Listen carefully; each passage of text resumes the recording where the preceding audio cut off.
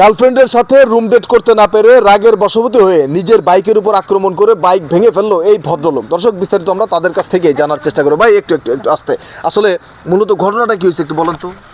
আসলে বিষয়টা হয়েছে, ওরা আমি অনেক ভালোবাসি। আচ্ছা তো ওর সাথে আমি আসছি পার্কে ঘুরতে। ও আচ্ছা। আমরা বলতেছে আসো আজকে আমরা ঘুরবো। আচ্ছা আচ্ছা, যাই হোক, আসলাম। আসার পরে মানে এই বাইকে করে আসছেন? হ্যাঁ, এই বাইকে করে আসছি, অনেকক্ষণ ঘোরাঘুরি করছি। তো ও হচ্ছে হুট করে আমাকে বলতেছে যে চলো আমরা এখানে একটা রুম নেই, আমরা রুম ডেট করব। আচ্ছা আচ্ছা আচ্ছা। তখন আমি বলছি এটা কোন ধরনের কথা, রুম ডেট করবো মানে? তোমার সাথে এখন আমার বিয়ে হয়নি, আগে তোমার সাথে আমার বিয়েটা হোক তারপরে। তো সে কোনোভাবেই মানতেছে না, বারবার আমার একই কথা বলতেছে। তো এক পর্যায়ে ওর সাথে আমার অনেক তর্কাতর্কি লাগে। আসলে ভাই আপনিই বলেন, এটা কি ভালোবাসা? যে সত্যিকারের ভালোবাসে সে কখনো তার গার্লফ্রেন্ডকে বলবে না বিয়ের আগে যে চলো আমরা রুম ডেট করি, চলো আমরা এটা সেটা করি? তো সে এতদিন, আমার মনে হয় এতদিন সে আমার সাথে ভালোবাসার নাটক করছে। সে যদি সত্যি ভালোবাসতো তাহলে আজকে আমাকে সে রুম ডেট করার কথা বলতো না। এখন ও মূলত ওনার বাইকের উপর আক্রমণ কেন করতেছে উনি? সেটা আমি নিজেও জানি না। ও মানে পারতেছে না আমারে ধইরা মারতে।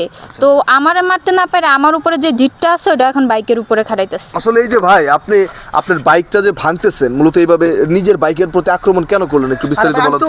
মানে রাগে আমার রক্ত মানে কি টকবট করছে, আমি পারতেছি না, আমি সবকিছু টস টস করে ভাঙতে। কারণটা কি? কারণটা কি, আমি তারে ভালোবাসি, আজকে 2-3 বছর ধরে তারে আমি ভালোবাসি। ভালোবাসি মানে আমরা একটা রুম দরকার, মানে এই প্রাইভেসির ভিতরে আমার তো পার্সোনাল কথা বলা সম্ভব না। মানে মানুষ যা আশা করতেছে পার্কের ভিতরে, আমি বলছি যে আমরা একটা রুম নেই, আমরা রুমের ভিতরে পার্সোনালি কথা বললাম, মানে ভবিষ্যতে কি হইব। তার মানে এই না যে রুম নিলে মানে ওই যে ওইটাই কাজ করবো, তার মন মানসিকতা আসলে অন্যরকম। সে ভাবছে যে রুম নিলে যদি আমরা ওই কাজটাই করি। ওই কাজটা বলতে কি? আরে ভাই আপনি বুঝেন না যে ওই যে মানে যেটা করে আমার মাথায় তো ওগুলো নাই। আমার কথা হলো তারা আমি বিয়ে করবো, আর ভবিষ্যৎ পরিকল্পনা আমরা দুজন মিলে তো আমরা ডিসাইড করবো কেমনে কি মানে কীভাবে বিয়ে করা যায়, মানে একটা পরিকল্পনা করতেছি। তো সে তো উল্টা ভাবতেছে যে আমি রুম নিলে না জানি তারে কি করবো আমি। এখন গার্লফ্রেন্ডের সাথে রুম ডেট করতে না পেরে কি মূলত নিজের বাইকের প্রতি আক্রমণ করতেছেন? অবশ্যই আমি মানে তারে বুঝাতে পারতেছি না, আমি তারে অনেক ভালোবাসি, তারে সে অন্যটা ভাবতেছে যে এটা। আরে ভাই, ভালোবাসা কি রুমে গেলেই হয়?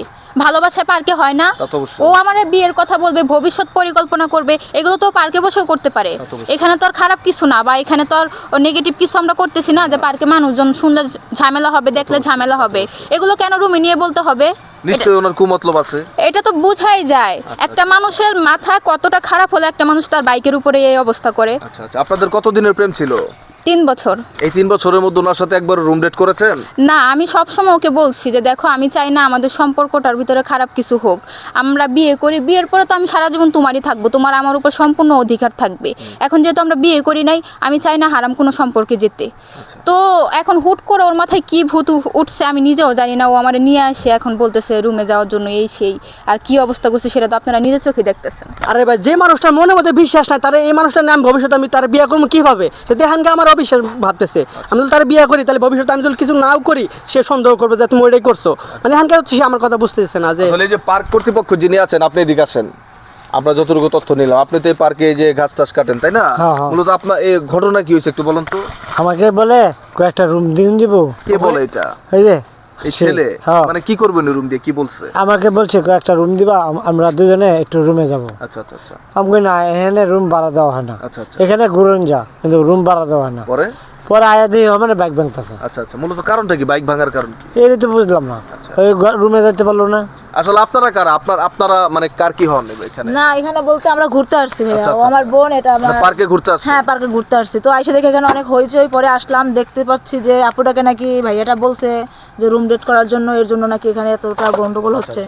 এছাড়া আমরা কিছুই জানি না ভাইয়া। এখন এই যে আপনারা যারা পার্কে ঘুরতে আসছেন, এই যে ওনারা গার্লফ্রেন্ড বয়ফ্রেন্ড পার্কে ঘুরতে আসছে, ওনারা রুম ডেট করতে চাচ্ছে, আসলে বিয়ের আগে এই যে প্রেম করে রুম ডেট করা, এগুলো কি আসলে উচিত? না না ভাই, এটা মোটেও উচিত না। কিন্তু হয়তো বাকি আপুর বোঝার ভিতরেও কিছু ভুল থাকতে পারে, আবার ভাইয়ার বোঝানোর ভিতরেও কিছু ভুল থাকতে পারে।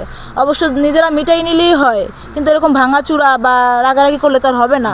অতএব এক জায়গায় বসে ঠান্ডা মাথায় দুজনে বিবেচনা করলেই হইতো। হয়তো বা ভাইয়া একটা কথা বলছে, আপু মনে করছে অন্যটা, বা আপু যেটা মনে করছে ভাইয়া এটা করতে পারে না, বুঝছেন? একজন নারী মানুষ হিসেবে আপনার কি মনে হয় যে বিয়ের আগে মানুষের সাথে অন্য মানে বয়ফ্রেন্ডের সাথে রুম ডেট করা উচিত না অনুচিত? না না ভাইয়া, একদম উচিত না। দর্শক, আপনারা দেখতেই পারলেন আজকের ঘটনাটি। যদিও ভিডিওটি আমরা সম্পূর্ণ তৈরি করেছি শুধুমাত্র আপনাদেরকে এতটুকু বোঝানোর জন্য। দেখেন, এই আমরা যেভাবে ভিডিওটি তৈরি করেছি, এই ভদ্রলোক ওনারা দুজন গার্লফ্রেন্ড বয়ফ্রেন্ড পার্কে ঘুরতে আসছে, রুম ডেট করতে চাইছে।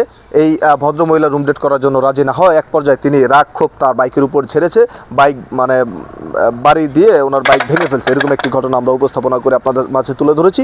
তো এই ঘটনাগুলো থেকে আপনারা অবশ্যই বিরত থাকবেন। প্রেম ভালোবাসা এগুলো মোটেও কোনো ভালো জিনিস না। বিয়ের আগে অবশ্যই আপনারা এইসব প্রেম ভালোবাসা থেকে বিরত থাকুন এবং যদিও ভুলবশত কেউ প্রেম ভালোবাসা করে থাকেন এইসব দুশ্চিন্তা থেকে অন্তত বিরত থাকুন। সবাই ভালো থাকুন, ধন্যবাদ।